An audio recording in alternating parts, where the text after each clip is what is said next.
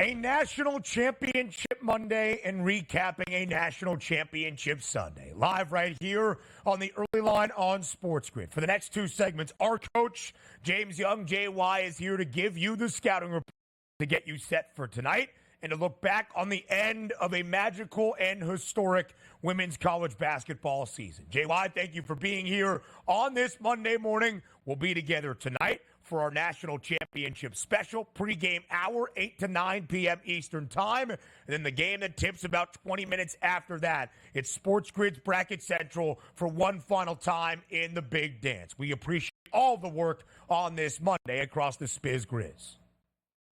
It's a pleasure to be on with you, Ben. A big day in men's college basketball, obviously, with the championship game, but almost as a bigger game last night at the women's championship out in Cleveland.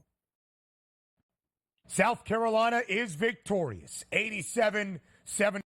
Gamecocks cap off an undefeated and perfect 38-0 season with the third national championship in program history since 2017. Their second in the last 3 years, and Dawn Staley etches her name into history in women's college basketball. JY, what stood out to you most about another dominant performance from South Carolina in the second half to lead to a national championship and end a perfect season? Well, I think, Ben, if you look at it, there are three things I looked at specifically that I saw during the game that was key. And honestly, Ben, one of them happened at the end of the first quarter, and that's Dawn Staley switching Raven Johnson onto Caitlin Clark. Caitlin Clark, who dropped, I do believe, 41 last year, if I'm not mistaken, in the semifinal game, off to a hot start, shooting from the logo, shooting it from, wherever you want to call it, where she was making threes from. Switching Raven Johnson on to him, the key. I think Raven kind of frustrated her a little bit, went over the screens, fought them a little bit better. Caitlin Clark shooting only 5 of 20, I do believe, after the first quarter. So I thought that was a big takeaway. Number two, Ben, let's just be honest. South Carolina is big. And that was my biggest concern that I had with Iowa is, could they muster up enough rebounds? That's not the case at all. Big body work. I used to call it playing volleyball, right? Throw the ball at the basket and then go get it. And if you have a team in South Carolina that out-rebounded Iowa 51-20 on the board, if you look at the fact of the number of missed shots they had, 38 missed shots by South Carolina. 18 of them, they got them back for offensive rebounds. You and I have talked about this. You get over 40% of getting your O boards percentage. That is craziness. Cardozo, obviously, big game, but Kitts as well. Lastly, the new kids, right? Papao, 14 points. Marlene Fulwiley, 9-4-4. But Tessa Johnson, third quarter, she got loose. Hit 2 threes, I do think, in the third, other in the fourth.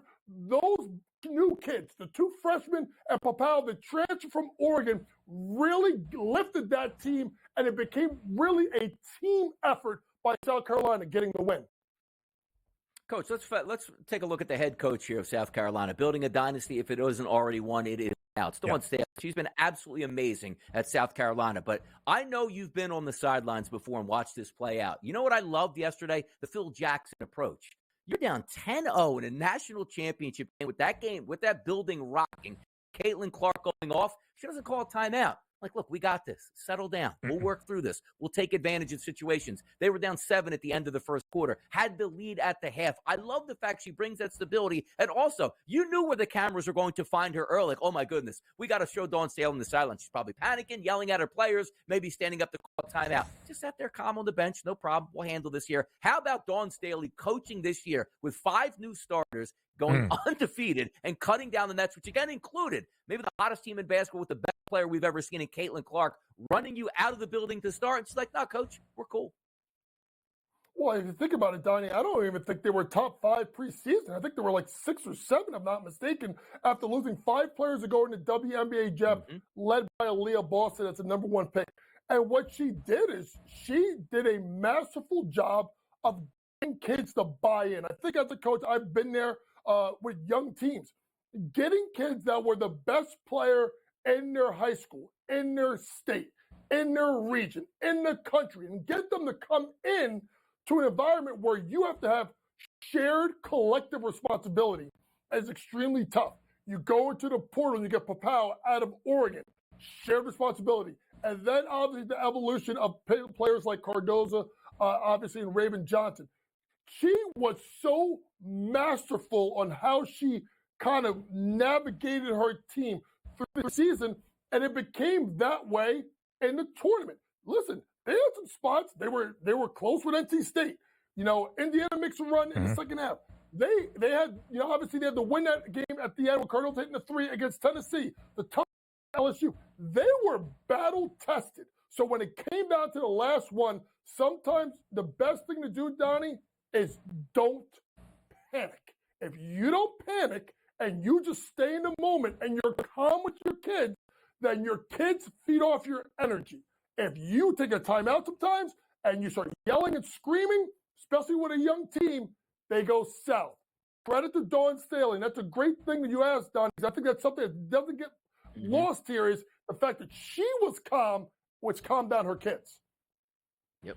One of the best tweets from yesterday's national championship game was somebody saying, Dawn Staley doesn't even call a timeout to tell her team what to do. She stares into them from the sideline, and they go to figure it out. And Aaliyah Boston, who was that number 1 overall pick in this past WNBA draft, who won a national title with Dawn Staley in Columbia, quote tweeted it and said, that is exactly what happens. There is the joke, but there is the truth in the comedy as well. Dawn Staley, now the 5th head coach in women's college basketball history to win at least 3 national championships, and all 3 have come since 2017. And JY is spot on. South Carolina was ranked 6th in the AP preseason poll. They did not have one of the 5 best prices to win a national championship, and they entered the month of March as a minus money favorite. I can guarantee price will not be 13-1 on the Gamecocks when the 2024-25 college basketball season begins, especially